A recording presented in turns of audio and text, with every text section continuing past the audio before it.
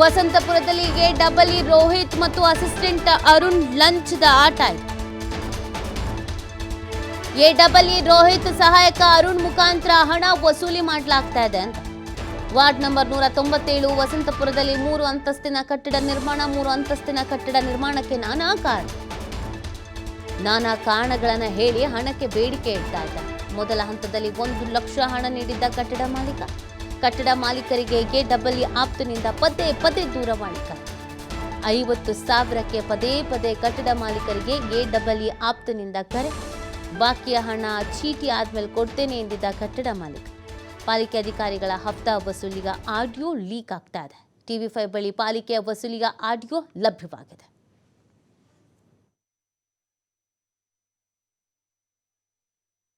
Hello, ಹೇಳಿ sir. Arun ಅವರ ನಮಸ್ಕಾರ. ನಮಸ್ತೆ ಹೇಳಿ. ಅದು ಅಮೌಂಟ್ ರೆಡಿ ಆಗಿದೆ. ನಿಮ್ದು ಯಾವ್ದಾದ್ರು ನಂಬರ್ ಕೊಟ್ರೆ ನಾನು ಟ್ರಾನ್ಸ್ಫರ್ ಮಾಡಿಸ್ಬಿಡ್ತೀನಿ. ಬರಲ್ವಾ ನೀವು? ಅಲ್ಲ, ಅದು ನಾ ಆಕ್ಚುಲಿ ಕುಣಿಗಲ್ ಬಂದಿದ್ದೆ, ನಮ್ಮ ಅಪ್ಪ ಹುಷಾರಿಲ್ಲ ಅಂತ. ನಾನು ಫೋನ್ ಮಾಡ್ತೀನಿ ನಿಮ್ಗೆ ಹಂಗಾರೆ. ನಾನು ಫೋನ್ ಮಾಡ್ತೀನಿ. ಇಲ್ಲ, ಕ್ಯಾಶ್ ಬೇಕಂದ್ರೆ ನನಗೆ ಟ್ಯೂಸ್ಡೇ ಟೈಮ್ ಕೊಡಿ, ನಾನು ಟ್ಯೂಸ್ಡೇ ಬಂದು ಕೊಟ್ಬಿಡ್ತೀನಿ. ನಿಮ್ ಡಿಸೈಡ್ ಮಾಡಿ ಏನ್ ಬೇಕಾದ್ರೆ. ಡಿಸೈಡ್ ಮಾಡ್ತೀವಿ. ಹಾ, ಓಕೆ. ಹಲೋ, ಹೇಳಿ ಸರ್. ಅರುಣ್ ಅವರ ನಮಸ್ಕಾರ. ನಮಸ್ತೆ ಹೇಳಿ. ಅದು ಅಮೌಂಟ್ ರೆಡಿ ಆಗಿದೆ. ನಿಮ್ದು ಯಾವ್ದಾದ್ರು ನಂಬರ್ ಕೊಟ್ರೆ ನಾನು ಟ್ರಾನ್ಸ್ಫರ್ ಮಾಡಿಸ್ಬಿಡ್ತೀನಿ. ಬರಲ್ವಾ ನೀವು? ಅಲ್ಲ, ಅದು ನಾ ಆಕ್ಚುಲಿ ಕುಣಿಗಲ್ ಬಂದಿದ್ದೆ, ನಮ್ಮ ಅಪ್ಪ ಹುಷಾರಿಲ್ಲ ಅಂತ. ನಾನು ಫೋನ್ ಮಾಡ್ತೀನಿ ನಿಮ್ಗೆ ಹಂಗಾರೆ. ನಾನು ಫೋನ್ ಮಾಡ್ತೀನಿ. ಇಲ್ಲ, ಕ್ಯಾಶ್ ಬೇಕಂದ್ರೆ ನನಗೆ ಟ್ಯೂಸ್ಡೇ ಟೈಮ್ ಕೊಡಿ, ನಾನು ಟ್ಯೂಸ್ಡೇ ಬಂದು ಕೊಟ್ಬಿಡ್ತೀನಿ. ನಿಮ್ ಡಿಸೈಡ್ ಮಾಡಿ ಏನ್ ಬೇಕಾದ್ರೆ. ಡಿಸೈಡ್ ಮಾಡ್ತೀವಿ. ಹಾ, ಓಕೆ. ಹಲೋ, ಹೇಳಿ ಸರ್. ಅರುಣ್ ಅವರ ನಮಸ್ಕಾರ. ನಮಸ್ತೆ ಹೇಳಿ. ಅದು ಅಮೌಂಟ್ ರೆಡಿ ಆಗಿದೆ. ನಿಮ್ದು ಯಾವ್ದಾದ್ರು ಹೇಳಿ ಸರ್. ಅರುಣ್ ಅವರ ನಮಸ್ಕಾರ. ನಮಸ್ತೆ ಹೇಳಿ ಸರ್. ಅದ ಹೋದವರ ಕಾಲ್ ಮಾಡಿದ್ರಿ ನೀವು, ನಾನು ಟ್ರೈನಿಂಗ್ ಅಲ್ಲಿ ಇದ್ದೆ. ಮತ್ತೆ ಈವ್ನಿಂಗ್ ಕಾಲ್ ಬ್ಯಾಕ್ ಮಾಡಿದೆ, ನಿಮ್ದು ರೀಚ್ ಆಗಿಲ್ಲ. ಆಮೇಲೆ ಮಾಡಕ್ ಆಗಿಲ್ಲ. ಹೇಳಿ ಅರುಣ್ ಅವ್ರ. ನೀವ್ ಹೇಳ್ಬೇಕು ಸರ್. ಅದು ಬ್ಯಾಲೆನ್ಸ್ 50,000 ಅಲ್ವಾ? ಹಾ, ನನ್ಗೆ ಒಂದ್ 2-3 ದಿನ ಟೈಮ್ ಕೊಡಿ. ನಂದೊಂದು ಚೀಟಿ ಇದೆ, ಟ್ಯೂಸ್ಡೇ ನಾನು ತೆಗ್ದ್ಬಿಟ್ಟು ನಿಮಗೆ ಕೊಡ್ತೀನಿ. ಸಾಟರ್ಡೇನೆ ಅಂದ್ರಿ ನೀವು ಸರ್. ಅದಕ್ಕೆ ಅವ್ರು ಬೇಡ ಅಂದಿರು, ನಾನೇ ಕನ್ವಿನ್ಸ್ ಮಾಡಿದೆ ಅವ್ರಿಗೆ. ಸರ್ ಬಿಡಿ ಸರ್. ಕರೆಕ್ಟ್. ಇವಾಗ ನೀವು ಅವತ್ತು ನನಗೆ ಅಮೌಂಟ್ ಕೇಳಿದ್ರಿ, ಸಾಟರ್ಡೆ ಒಳಗಡೆ ಅರೇಂಜ್ ಮಾಡಿ ಅಂತ. ನಾನು 1 ಲಕ್ಷ ಇಮಿಡಿಯೇಟ್ ಆಗಿ ನಾನು ಎಲ್ಲ ಅರೇಂಜ್ ಮಾಡಿ ಕೊಟ್ಟೆ.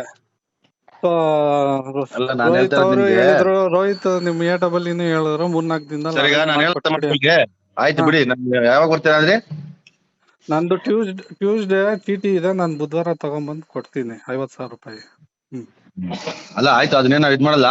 ಬನ್ನಿ. ಆಯ್ತು, ಹಲೋ, ಬನ್ನಿ. ಆಯ್ತು, ಬುಧವಾರ ಬನ್ನಿ. ಬುಧವಾರ ಕಾಲ್ ಮಾಡ್ತೀನಿ, ಅಮೌಂಟ್ ರೆಡಿ ಮಾಡಿ.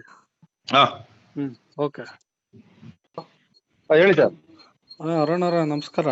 ನಮಸ್ತೆ ಹೇಳಿ ಸರ್.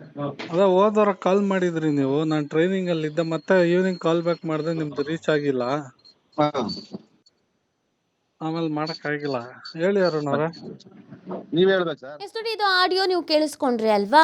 ಅರುಣ್ ರೋಹಿತ್ ಅವರ ಸಹಾಯಕ ಒಂದ್ ಕಡೆಯಲ್ಲಿ, ಇನ್ನೊಂದ್ ಕಡೆಯಲ್ಲಿ ಕಟ್ಟಡದ ಮಾಲೀಕ. ಇವ್ರ ದುಡ್ಡಿಗೆ ಹೆಂಗೆ ಬೇಡಿಕೆ ಇಟ್ರು. ಪಾಪ ಅವರು ಅಲ್ಲಿದ್ದೀನಿ, ತಂದೆಯವ್ರಿಗೆ ಹುಷಾರಿಲ್ಲ, ತಂದು ಕೊಡ್ತೀನಿ, ಮತ್ತೊಂದು ಕೆಲಸ ಆಗ್ಬೇಕಲ್ಲ, ಅನಿವಾರ್ಯ. ಅಯ್ಯೋ, ಹೆಂಗೋ ಕಾಸು ಕೊಟ್ರು ಸಾಕು, ಕೆಲಸ ಆದ್ರೆ ಸಾಕು ಅನ್ನೋ ಪರಿಸ್ಥಿತಿಯಲ್ಲಿ ಇವ್ರುಗಳು ಇರ್ತಾರೆ.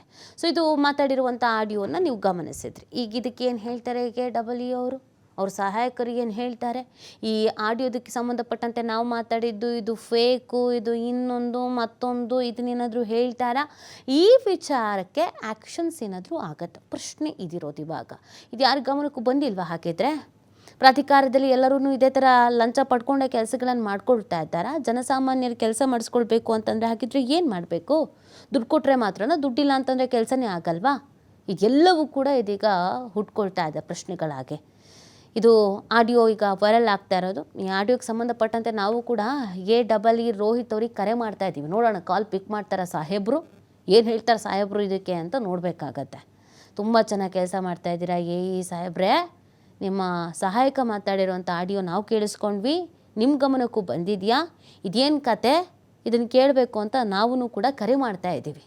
ನೋಡೋಣ ಪಿಕ್ ಮಾಡಿ ಮಾತಾಡ್ತಾರೋ ಮಾತಾಡಲ್ವೋ, ಅದು ಏನು ಹೇಳ್ತಾರೆ, ಏನು ಕತೆ, ಏನು ಸಬೂಬ್ ಕೊಡ್ತಾರೆ, ಏನು ಸಮರ್ಥಿಸ್ಕೊಳ್ತಾರೆ ನೋಡಬೇಕಾಗತ್ತೆ. ನೋಡಿ, ಈ ಥರ ಎಲ್ಲರೂ ಲಂಚಕ್ಕಾಗಿ ಬೇಡಿಕೆ ಇಟ್ಟುಬಿಟ್ರೆ, ದುಡ್ಡು ಕೊಟ್ಟರೆ ಮಾತ್ರ ಕೆಲಸ ಅಂತಂದ್ಬಿಟ್ರೆ, ದುಡ್ಡು ಇಲ್ಲದೆ ದುಡ್ಡಿಗೋಸ್ಕರ ಪರದಾಡಿ ಕೆಲಸ ಆದರೆ ಸಾಕು ಅಂತ ಹಿಡಿಶಾಪ ಹಾಕ್ಕೊಂಡು ಕೊಡೋರು ಪಾಪ ಏನು ಮಾಡ್ತಾರೆ, ಎಲ್ಲಿಗೆ ಹೋಗ್ತಾರೆ?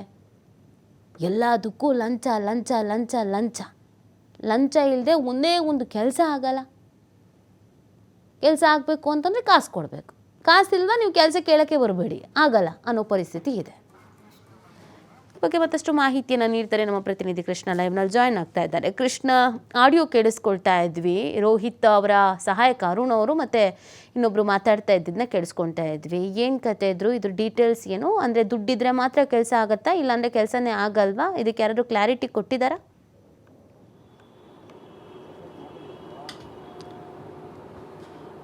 ನೀತಿ, ಸರ್ಕಾರಿ ಇಲಾಖೆಗಳಲ್ಲಿ ಇವತ್ತು ಭ್ರಷ್ಟಾಚಾರ ಬ್ರಹ್ಮಾಂಡ ತಾಂಡವಾಡ್ತಾ ಇದೆ. ಯಾವ ಸರ್ಕಾರಗಳು ಬಂದಂಥ ಸಂದರ್ಭದಲ್ಲಿ ಸರ್ಕಾರಿ ಇಲಾಖೆಗಳಲ್ಲಿ ನಡೆಯುವಂಥ ಭ್ರಷ್ಟಾಚಾರವನ್ನು ಯಾರೂ ಕೂಡ ತಡೆಯರೇ ಇಲ್ಲ. ಬೆಂಗಳೂರು ನಗರಾಭಿವೃದ್ಧಿ ಸಚಿವರು DK ಶಿವಕುಮಾರ್ ಇದ್ದಾರೆ. DK ಶಿವಕುಮಾರ್ ವ್ಯಾಪ್ತಿಯಲ್ಲಿರುವಂಥ ಸರ್ಕಾರಿ ಇಲಾಖೆಗಳಲ್ಲಿ ಭ್ರಷ್ಟಾಚಾರ ಇವತ್ತು ತಾಂಡವಾಡ್ತಾ ಇದೆ. ಈ ಹಿಂದೆ ಬೃಹತ್ ಬೆಂಗಳೂರು ಮಹಾನಗರ ಪಾಲಿಕೆ ಇತ್ತು, BBMP ಇತ್ತು. BBMP ಇದ್ದಾಗ ಯಾವ ರೀತಿ BBMP ಭ್ರಷ್ಟಾಚಾರ ಆಯಿತು, ಈಗ ಬೆಂಗಳೂರನ್ನು ಅಭಿವೃದ್ಧಿ ಮಾಡ್ತೀವಿ, ಬೆಂಗಳೂರನ್ನು ಉದ್ಧಾರ ಮಾಡ್ತೀವಿ ಅಂತ BBMPಯನ್ನು ತೆಗೆದು ಇವತ್ತು GBA ಮಾಡಿದೆ ಸರ್ಕಾರ. ಆದರೆ BBMP ಹೋಗಿ GBA ನಿರ್ಮಾಣ ಆದರೂ ಕೂಡ ಬೃಹತ್ ಬೆಂಗಳೂರು ಮಹಾನಗರ ಪಾಲಿಕೆಯಲ್ಲಿ ಭ್ರಷ್ಟಾಚಾರ ನಿಲ್ತಾ ಇಲ್ಲ. ಈ ಹಿಂದೆ BBMP ವ್ಯಾಪ್ತಿಯಲ್ಲೂ ಕೂಡ ಭಾರಿ ಭ್ರಷ್ಟಾಚಾರ ನಡೆದಿದೆ.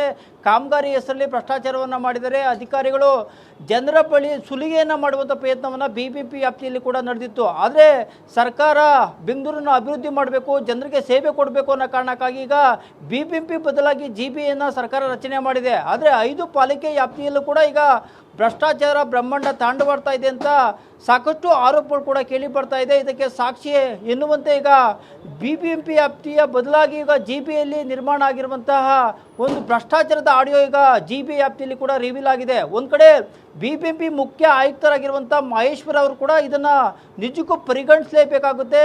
ಇಲ್ಲಿ ಅಂದರೆ ಬೆಂಗಳೂರು ಮಹಾನಗರ ಪಾಲಿಕೆಯ ಬದಲಾಗಿ GBA ಆದ ನಂತರ ಯಾವ ರೀತಿ ಭ್ರಷ್ಟಾಚಾರ ನಡೀತಾ ಇದೆ ಅಂತ ಬೆಂಗಳೂರಿನ ಮುಖ್ಯ ಆಯುಕ್ತರಾದಂಥ ಮಹೇಶ್ವರ್ ಅವರು ಕೂಡ ಇದನ್ನು ಪರಿಗಣಿಸಬೇಕು. BBMP ವ್ಯಾಪ್ತಿಯಲ್ಲಿ ಜೊತೆಗೆ GBA ವ್ಯಾಪ್ತಿಯಲ್ಲಿ ಈಗ ಯಾವ ರೀತಿ ಭ್ರಷ್ಟಾಚಾರ ತಾಂಡವಾಡ್ತಾ ಇದೆ, ಇಲ್ಲಿ ಯಾವ ರೀತಿ ಕಂಟ್ರೋಲ್ ಮಾಡಬೇಕು ಭ್ರಷ್ಟಾಚಾರವನ್ನು ಅಂತ GBA ವ್ಯಾಪ್ತಿಯಲ್ಲಿರುವಂಥ ಆಯುಕ್ತರು ಕೂಡ ಪರಿಗಣಿಸಬೇಕು. ಜೊತೆಗೆ GBA ಮುಖ್ಯ ಆಯುಕ್ತರಾದಂಥ ಮಹೇಶ್ವರ್ ಅವರು ಕೂಡ ಇದನ್ನು ಸೀರಿಯಸ್ ಆಗಿ ಕೂಡ ತೆಗೆದುಕೊಳ್ಬೇಕು. ಜೊತೆಗೆ ಬೆಂಗಳೂರು ನಗರಾಭಿವೃದ್ಧಿ ಸಚಿವರಾದಂಥ DK ಶಿವಕುಮಾರ್ ಕೂಡ ಯಾವ ರೀತಿ ಇಲ್ಲಿ GBAಯಲ್ಲಿ ಭ್ರಷ್ಟಾಚಾರ ಆಗ್ತಾ ಇದೆ, ಇಂಜಿನಿಯರ್ಗಳು ಯಾವ ಮಟ್ಟದಲ್ಲಿ ಭ್ರಷ್ಟಾಚಾರವನ್ನು ಮಾಡ್ತಾ ಇದ್ದಾರೆ, ಇಂಜಿನಿಯರ್ಗಳು ಯಾವ ಕಟ್ಟಡ ಮಾಲೀಕರಿಂದ ಸುಲಿಗೆಯನ್ನು ಮಾಡ್ತಾ ಇದ್ದಾರೆ, ಕೂಡಲೇ ಸರ್ಕಾರ ಎಚ್ಚೆತ್ತುಕೊಳ್ಬೇಕಾಗಿದೆ. ಇಲ್ಲಾಂದರೆ ಜನರ ಬಳಿಗೆ ಮತ್ತು ಕಟ್ಟಡ ಮಾಲೀಕರಿಂದ ಭಾರಿ ಭ್ರಷ್ಟಾಚಾರ, ಭಾರಿ ವಸೂಲಿ ಮಾಡುವಂಥ ಸಾಧ್ಯತೆಗಳು ಕೂಡ ಇದೆ. ಯಾಕಂದರೆ ವಸಂತಪುರ ವಾರ್ಡ್ನಲ್ಲಿ 3 ಅಂತಸ್ತಿನ ಕಟ್ಟಡ ಒಬ್ಬ ಮಾಲೀಕ ಕೂಡ ಕಟ್ಟಿರ್ತಾರೆ. ಆ ಮಾಲೀಕನ ಬಳಿ ಹೋಗಿ ಇಂಜಿನಿಯರ್ಗಳು ತುಂಬಾ ಟಾರ್ಚರನ್ನು ಕೂಡ ಕೊಡ್ತಾ ಇದ್ದಾರೆ.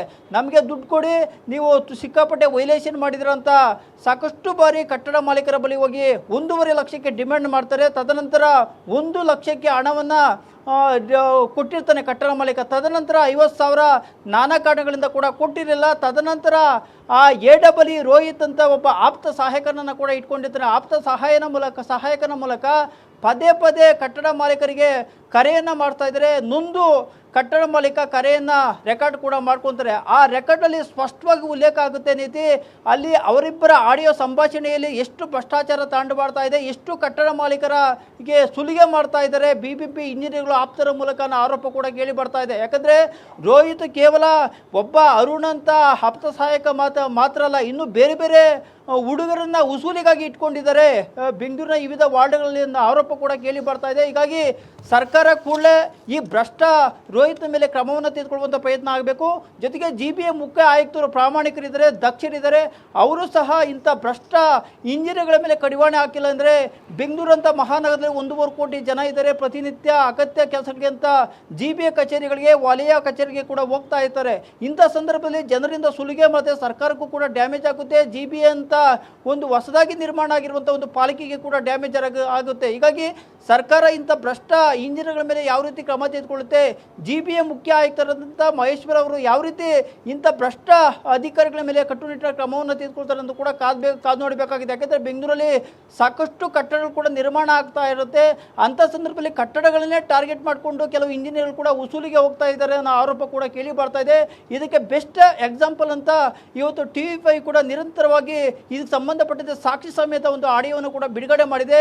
ಹೀಗಾಗಿ ಈ ಆಡಿಯೋವನ್ನು ಯಾವ ರೀತಿ ಸರ್ಕಾರ ಪರಿಗಣಿಸುತ್ತೆ, ಯಾವ ರೀತಿ ಜಿಬಿಯಲ್ಲಿ ನಡೀತಿರುವಂಥ ಬ್ರಹ್ಮಾಂಡ ಭ್ರಷ್ಟಾಚಾರಕ್ಕೆ ಕಡಿವಾಣ ಹಾಕುತ್ತೆ ಅನ್ನೋದು ಕೂಡ ಕಾದು ನೋಡಬೇಕಾಗಿರುವಂಥದ್ದು. ನೀತಿ. ಓಕೆ, ಥ್ಯಾಂಕ್ ಯು ಕೃಷ್ಣ ತಮ್ಮೆಲ್ಲ ಡೀಟೇಲ್ಸ್ಗೆ.